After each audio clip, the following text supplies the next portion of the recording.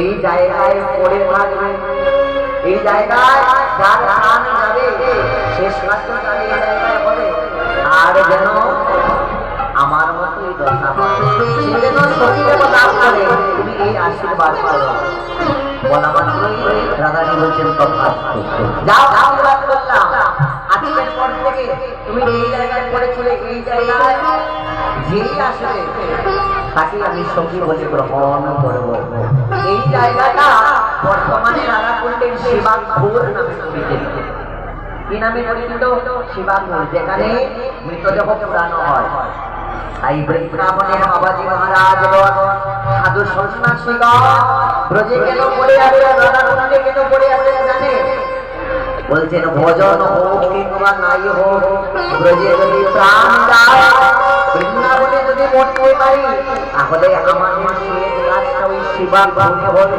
আর যখন শিবাঘোরে আমাদের শেষ কাজ হবে, তখন ওই শিবাঘোরের মতো আমরাও যেন সখী দেব লাভ করতে পারি, রাধারানীর চরণ রাশি হতে পারি।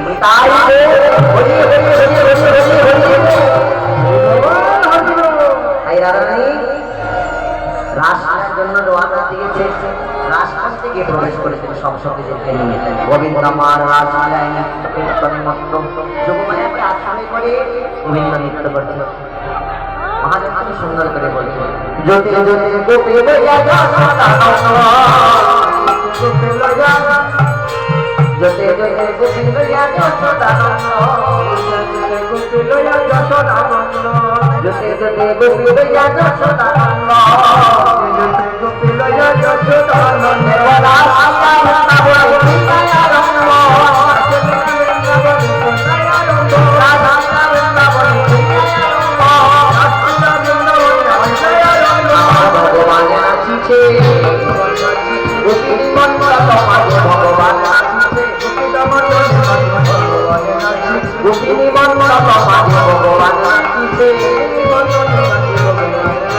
ভগবান আমার গোপী মন্ডলীর মধ্যে নৃত্য করছে। আর গোবিন্দের এমন কৃপা, যোগমায়াকে আশ্রয় করলেন মা দুর্গা, যোগমায়া কাত্যায়নীকে আশ্রয় করে এমন লীলাবিলাস করছেন। গোবিন্দ তো রাধারানীর সঙ্গে রয়েছেন, কিন্তু সব সখী দেখছে আমার কাছে কৃষ্ণ, সব সখীগণ দেখছে যে আমার কাছে কৃষ্ণ, এই সখী বলতে দেখ আমার কাছে, এই সখী বলতে দেখ আমার কাছে কৃষ্ণ। আর এদিকে তো গোবিন্দ আমার রাধারানীর সঙ্গে লীলাবিলাস করছে, কিন্তু সব সখীগণ দেখছে আমার কাছে কৃষ্ণ। আমার নিকটে গোবিন্দ বলে, আমার নিকটে আমার নিকটে গোবিন্দ বলে, সব আমার নিকটে সামনা করতে বলে আমার নিকটে, ও বলছে আমার নিকটে, কে বলছে আমার নিকটে।